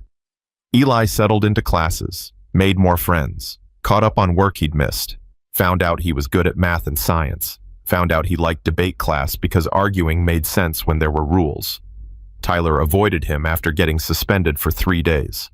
When he came back, he didn't apologize, but he didn't bother Eli anymore either. That was enough. Curtis kept trying, kept being kind, kept showing up. Some customers forgave him, some didn't. Some would never eat at his diner again, and he accepted that. Deserved that. But enough people gave him a second chance that business stayed steady. He and Linda met for coffee twice more, then dinner. They weren't back together. Might never be. But they were talking. Really talking. Trying to remember who they'd been before anger poisoned everything. Martha worked with Teresa to prepare for the hearing. They gathered evidence, character references, documentation of Eli's progress in school, proof that the group home had failed to protect him. Built a case that was airtight as they could make it. Rocco checked in weekly, sometimes in person, sometimes by phone, making sure Eli was okay, making sure the shelter had what it needed, making sure Curtis stayed on the path he'd started. And then finally the day came. The courthouse was intimidating, all marble and echoes and serious-faced people in suits. Eli wore dress pants and a button-down shirt Martha had bought him. Felt like playing dress-up, like pretending to be someone he wasn't. Teresa met them in the hallway. "You ready?" "No." "Good answer. Honesty will serve you well in there." She squeezed his shoulder. "Just tell the truth. Answer the questions. The judge is fair. He'll listen." They walked into the courtroom. The judge sat high behind his bench. Judge Morrison. 60-something. Gray hair, reading glasses. He looked stern, but not unkind. The social worker from the group home was there. Ms. Peterson. She'd tried to seem concerned when Eli first arrived 3 months ago. Tried to seem like she cared. But her caseload was too high and her budget too low and her energy too depleted to actually help. She stood when the judge asked about Eli's time in the home. "Eli was placed with us in July after his mother abandoned him. He stayed for 2 weeks. We provided meals, shelter, counseling, but he ran away without explanation. We've been searching for him since." "And why did he run away?" Judge Morrison asked. "I couldn't say, Your Honor. Sometimes kids in the system act out." "Ms. Patterson, I'd like to hear from you now." Teresa stood. "Your Honor, if I may, I'd like Eli to tell his own story." Judge Morrison nodded. "Go ahead, son. Come up here." Eli walked to the witness stand on shaking legs, put his hand on the Bible, swore to tell the truth, sat down. "Eli," Judge Morrison said gently, "tell me why you ran away from the group home." So Eli did. Told him about the older kids stealing his shoes, about asking for help and being ignored, about counselors who had 80 kids each and couldn't remember his name, about feeling invisible, about feeling like nobody cared if he lived or died. "Did you tell anyone before you ran?" "I told Ms. Peterson. She said kids take things from each other and I needed to toughen up." Judge Morrison looked at Ms. Peterson. "Is that true?" "I don't recall that specific conversation, Your Honor. But it's possible. Given my caseload, yes. It's possible things slip through cracks." "Things." Judge Morrison's voice got harder. "This is a child, not a thing." Ms. Peterson went pale. The judge turned back to Eli. "Tell me about the shelter, about Martha." Eli talked about Oak Street, about feeling safe for the first time in months, about going back to school, about Teresa helping him, about having structure and support and people who actually saw him. "And these bikers I've read about in the case file, Hell's Angels. Tell me about that." Eli told the story.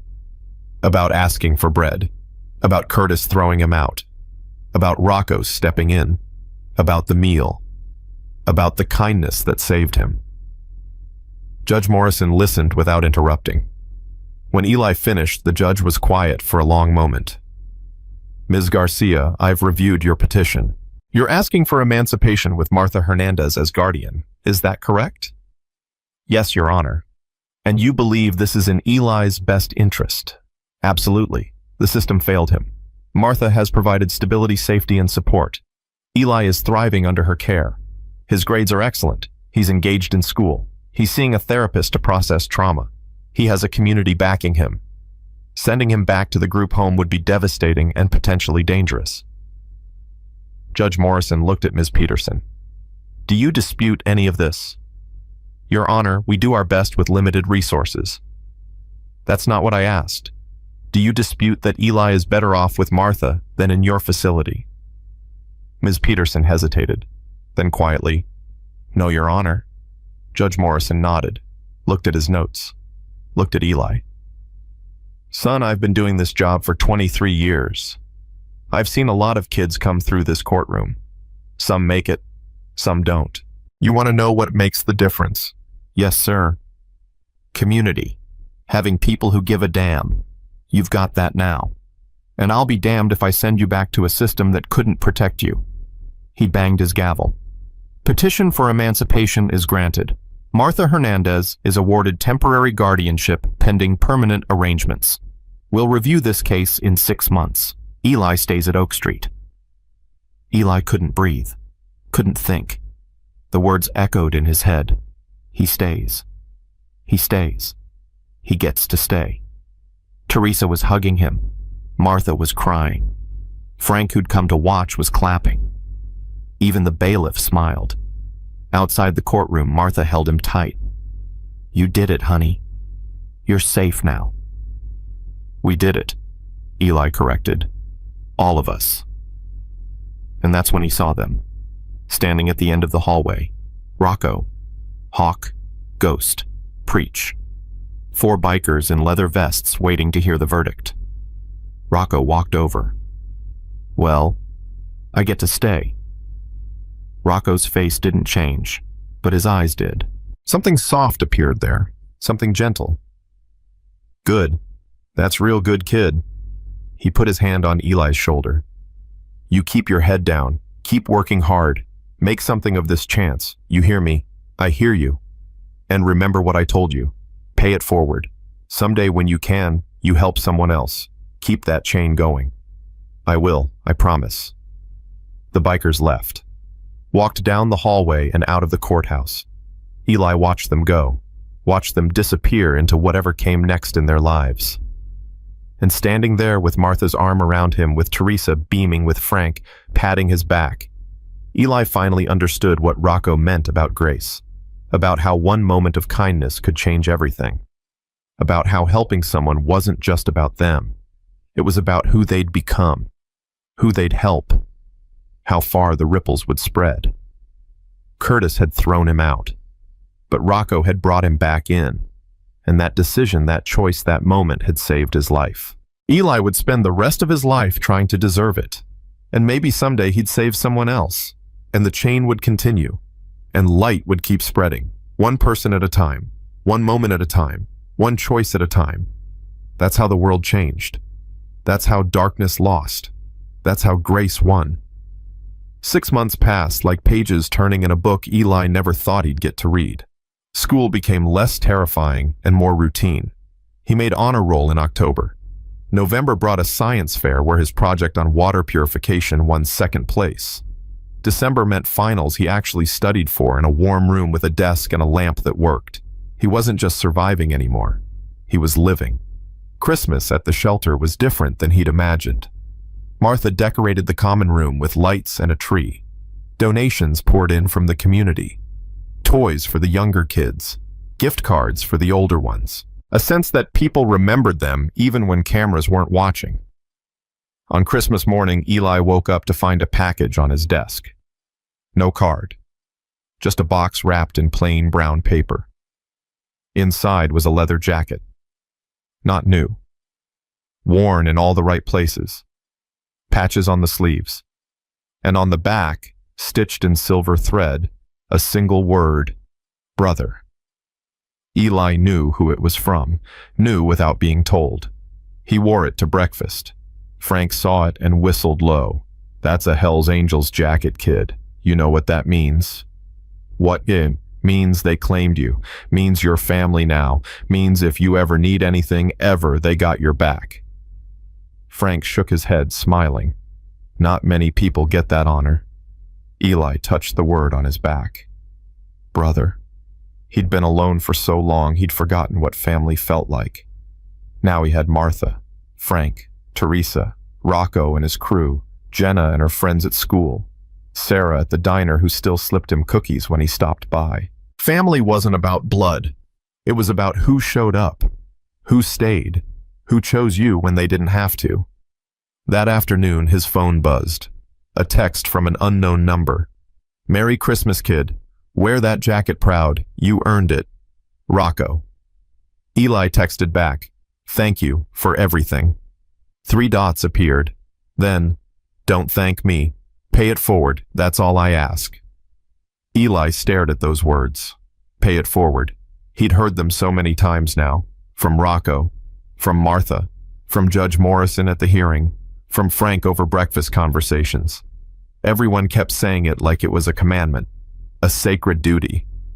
And maybe it was. That evening, Martha found him in the common room staring at the Christmas tree. "You okay, honey?" "Yeah, just thinking." "About what?" "About how different this is from last Christmas. Last year my mom was still around but checked out. We didn't have a tree, didn't have presents. She forgot it was Christmas until the day after." Eli's voice was quiet. "I thought that was just how life was going to be forever. Lonely, empty, like I didn't matter to anyone."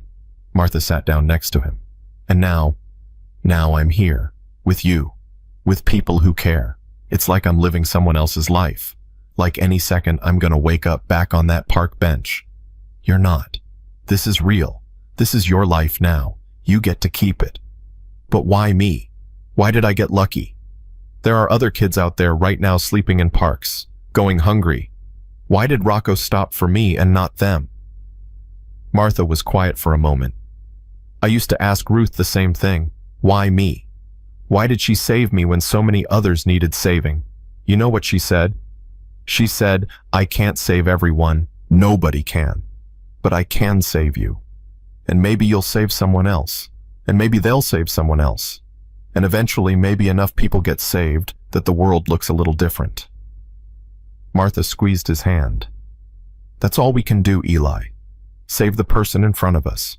Then trust them to pass it on." "I want to," Eli said. "I want to help people the way everyone helped me. But I'm just a kid. I don't have money or power or anything. You have a voice, a story, and you have something even more valuable. You have empathy. You know what suffering feels like. That's the most powerful tool for helping others, because you'll see them when other people look away." January brought the 6-month review hearing. Judge Morrison looked over Eli's progress reports, his grades, Martha's testimony about his growth, Teresa's documentation of his therapy sessions. "Well, son, looks like you've been busy." "Yes, sir." "Straight A's, perfect attendance, volunteering at the shelter on weekends." "Tell me about that last part." "I help out where I can, kitchen duty, tutoring younger kids, just trying to give back." Judge Morrison smiled, small but genuine. "That's good. That's real good. Too many people take and never give. You're learning early that contribution matters." He signed some papers. "I'm making Martha's guardianship permanent. You're officially hers now, assuming that's what you both want." "Yes, Your Honor," they said in unison. "Then it's done. Eli, I'm proud of you. Not many kids could have done what you did, survived what you survived. Keep it up. Make something of this life you've been given." "I will, sir. I promise." Outside the courthouse, Martha hugged him so tight he couldn't breathe. "You're mine now. Officially. Legally. Forever. Forever. Forever. You're stuck with me, kiddo." Eli hugged her back, face buried in her shoulder, trying not to cry and failing. Happy tears this time. Relief tears. Tears that tasted like safety instead of fear. At school the next day, Jenna found him at lunch. "So you're official now. Martha's really your guardian." "Yeah." "That's amazing, Eli. I'm so happy for you." Derek leaned in. "Dude, you should totally write about this for the school paper. Your story, what happened, how you got here." Eli hesitated. "I don't know. It feels too personal." "That's exactly why you should write it.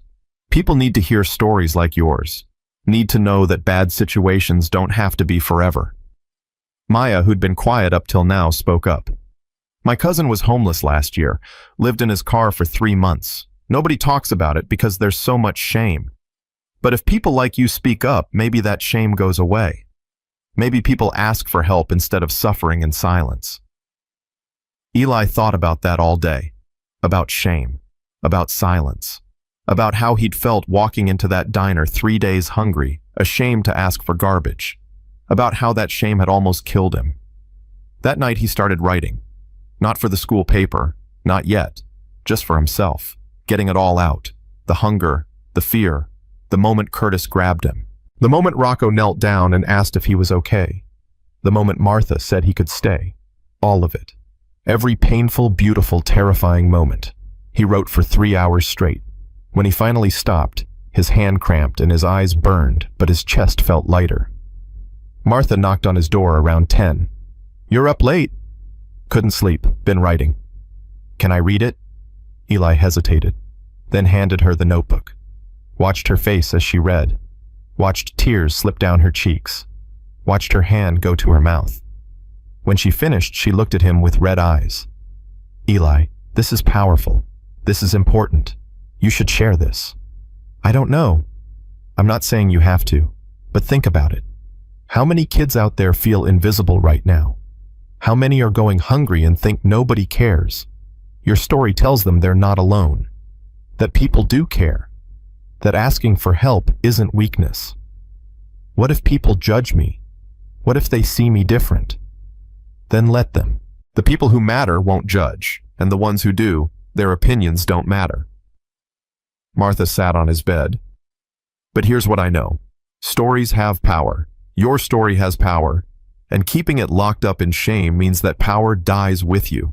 Sharing it means it lives, it spreads, it saves someone else who needs to hear it." Eli thought about Rocco, about how his story had inspired others, about the chain of kindness stretching back through Grace and forward through everyone Rocco had helped. "Okay," he said finally. "I'll do it. I'll write it for the paper." The article ran in February. Front page of the school newspaper. From hunger to hope, one student's story of survival. Eli wrote about everything: the hunger, the rejection, the bikers, the shelter, the court case, all of it. Raw and honest and real. The response was immediate and overwhelming. Kids stopped him in hallways to tell him their own stories. About parents who'd lost jobs, about living in cars, about food insecurity, about foster care, about all the things people suffered silently because shame told them to be quiet.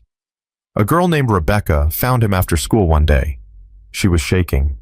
"I read your article, and I need help. My dad lost his job 2 months ago. We're about to lose our apartment. I don't know what to do." Eli took her straight to the counselor's office, helped her get connected with resources, watched her shoulders untense when she realized she wasn't alone, wasn't the only one struggling. That night he called Rocco. "I helped someone today, a girl at school, connected her with people who could help her family." "Yeah, how's that feel?" "Scary, good, important." Rocco laughed, low and warm. "That's how it's supposed to feel. Grace used to say helping people should make you uncomfortable, because if it's comfortable, you're not doing it right. You're not giving enough of yourself. Is it always this hard? Always. But it gets easier to carry the hard parts. And kid, what you did today, that mattered. That girl's not going to forget you showed up for her, just like you don't forget I showed up for you. I won't. I promise I won't." March brought spring and new growth and a phone call Eli didn't expect. "Eli, it's Curtis Doyle, from the diner." Eli's hand tightened on his phone. He hadn't spoken to Curtis since that morning, hadn't wanted to. Martha had told him about the donation, but Eli hadn't responded. Didn't know what to say to the man who'd thrown him out. "I'm calling to apologize. I know it's late. I know it doesn't fix anything, but I need you to hear this." Curtis's voice was thick. "What I did to you was unforgivable. You were a child, hungry, desperate, and I treated you like garbage because I was angry at the world and you were convenient. I'm sorry. I'm so deeply sorry." Eli didn't speak, couldn't. "I'm not asking for forgiveness," Curtis continued. "I don't deserve it. But I wanted you to know I'm trying to be better. I've been volunteering at Martha's shelter, helping in the kitchen, donating food from the diner. I can't undo what I did, but maybe I can do some good going forward." "Why are you telling me this?" "Because you deserve to know. Because you're the one I hurt, and because I read your article in the school paper. Someone showed it to me, and I realized my cruelty almost killed you. If those bikers hadn't shown up, if Martha hadn't taken you in, you might not be here, and I'd have to live with that." Curtis's voice broke. I'd have to live knowing I destroyed a child because I was too bitter to show basic kindness. Eli sat down. His legs felt weak. I forgive you, he said quietly. What? I forgive you. Not because you deserve it. Because I deserve peace. I deserve to not carry anger around. I deserve to move on. Eli's voice was steady, stronger than he felt. But forgiveness doesn't mean trust, doesn't mean we're friends. It just means I'm letting go of what you did so it doesn't poison my life. Curtis was silent for a long moment. Then, that's more than I deserve. Thank you. After they hung up, Eli sat there shaking. Martha found him like that. Who was that Curtis? Martha's face hardened. What did he want? To apologize. He's been volunteering here, in the kitchen. I know. Been watching him. Making sure it's real and not performance. Martha sat down. You okay? Yeah. I told him I forgive him. Do you? I don't know, but I want to. Carrying hate around is exhausting. I'd rather carry hope. Martha pulled him into a hug. You're wiser than most adults I know. April brought Eli's 13th birthday. Martha threw him a party at the shelter. Nothing fancy. Just cake and friends and people who cared. Jenna came. Derek and Maya and Sarah. Frank was there. Teresa brought her kids. And standing in the back, trying not to be noticed, were 4 bikers in leather vests. Rocco handed him a card. Happy birthday, kid. Inside was a gift certificate to a bookstore and a note. Keep learning. Keep growing. Keep being someone Grace would be proud of. Eli looked up with wet eyes. Thank you. For everything. For saving my life. I didn't save anything. Just gave you a chance to save yourself. You did the hard work. Don't forget that. I won't. That night, blowing out candles, surrounded by people who loved him, Eli made a wish, not for himself, for all the kids still sleeping in parks, still going hungry, still invisible. He wished someone would see them, would stop, would care, and he promised himself he'd be that someone, someday.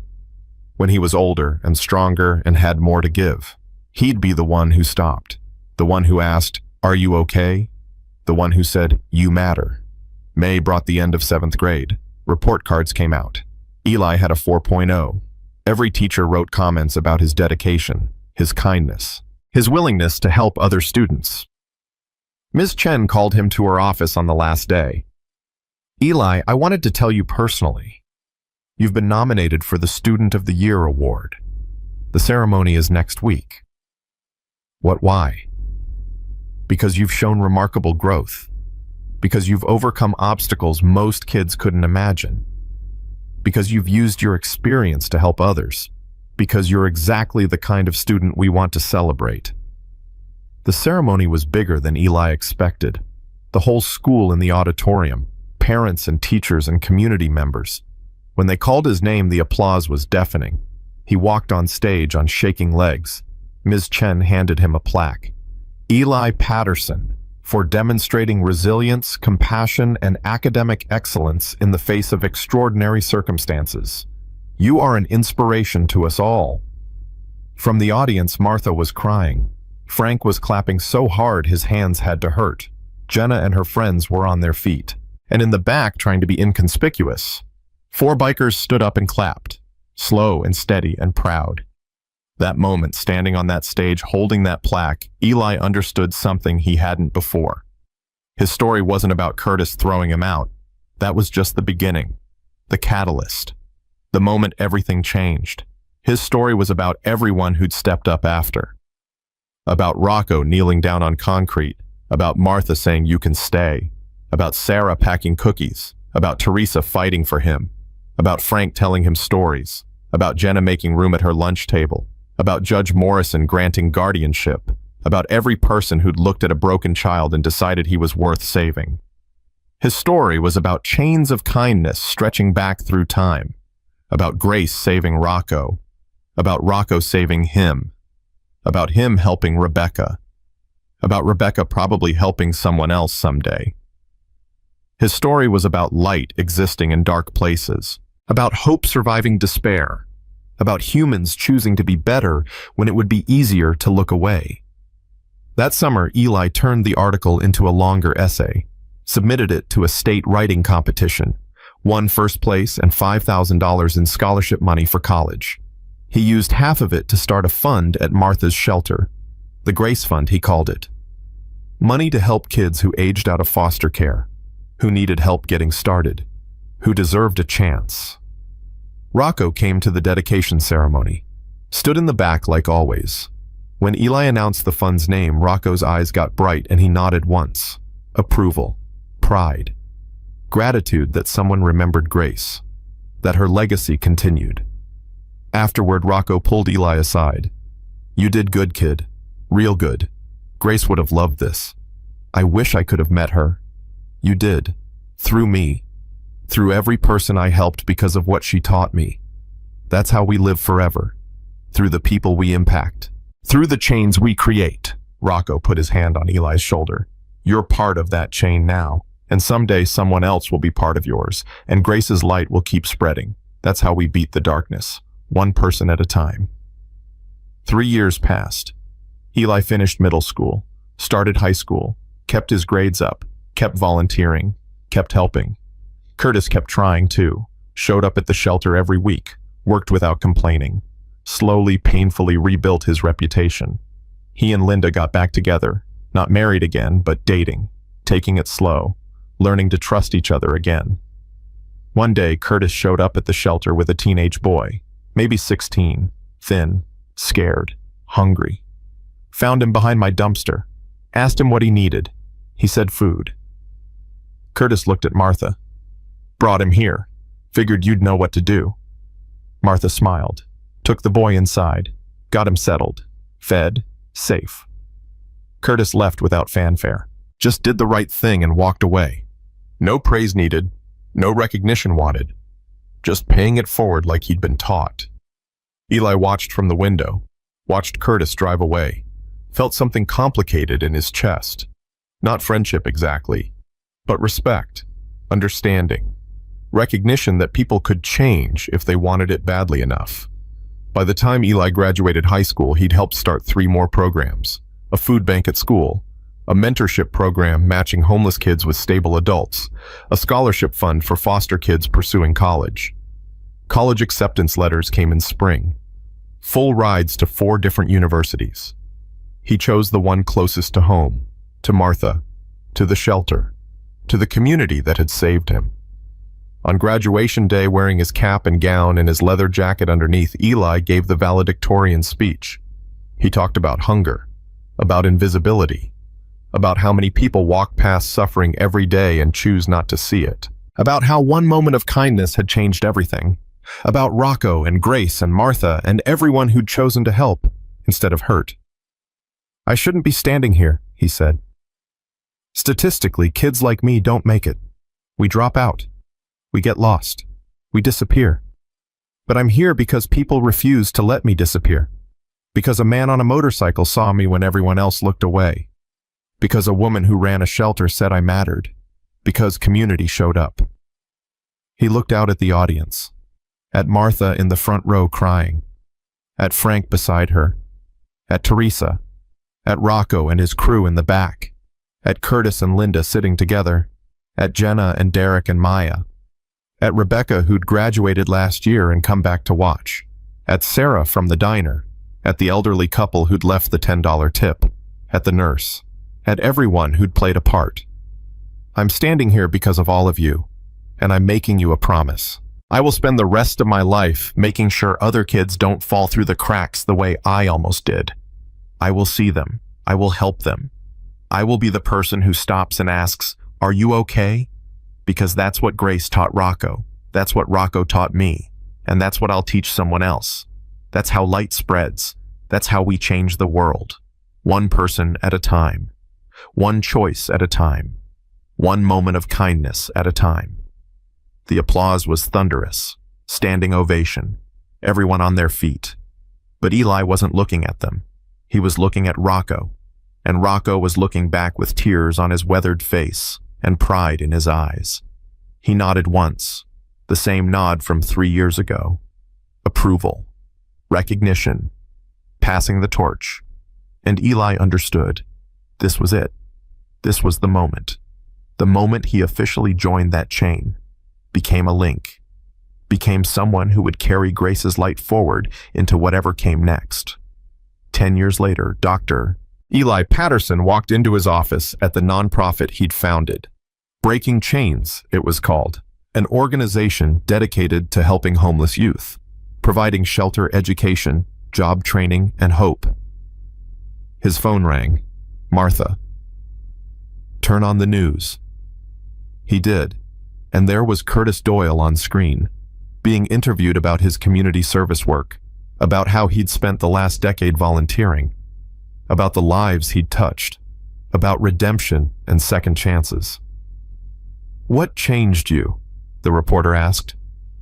Curtis smiled, sad but genuine. A 12-year-old boy asked me for bread, and I said no, and it nearly destroyed both of us. But some bikers stepped in, showed me what real strength looks like, and I've spent every day since trying to earn back the humanity I threw away that morning. Eli watched the screen, felt something full and complicated and healing in his chest. His phone buzzed, a text from an unknown number.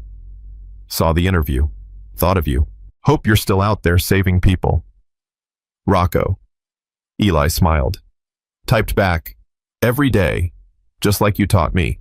How's retirement? Boring, but proud. You did good, kid. Grace would be proud too. Eli looked around his office, at the pictures on the wall, kids he'd helped, lives he'd changed, chains he'd continued. He thought about that morning 13 years ago, standing at a diner door so hungry he could barely think straight, about Curtis's cruelty, about Rocco's kindness, about every moment after that led him here, to this office, this life, this purpose. He thought about Grace, a woman he'd never met but whose impact had saved him, about how she'd helped Rocco, about how Rocco had helped him, about how he'd helped Rebecca and hundreds of others, about how those others would help more, and on, forever. Light spreading, chains growing, hope multiplying. That's how darkness lost. Not through grand gestures or viral moments or headlines, but through daily choices, small kindnesses, seeing people, stopping when others walked past, asking, "Are you okay?" and meaning it. Through bikers who knelt on concrete, through shelter workers who said, "You can stay," through seventh graders who made room at lunch tables, through managers who looked in mirrors and chose to change, through judges who granted mercy, through journalists who told stories, through kids who grew up and paid forward what was given to them. That's how the world got better, one person at a time, one choice at a time, one moment of grace at a time. And Eli Patterson, who'd once been invisible, who'd once been starving, who'd once been thrown away like garbage, had become living proof that one moment of kindness could echo across decades, touch thousands of lives, and prove that every single person matters, that nobody is disposable, that we are all worthy of being seen, of being fed, of being saved, and that the greatest power any of us possess is the simple, radical, world-changing act of giving a damn when it would be easier to look away.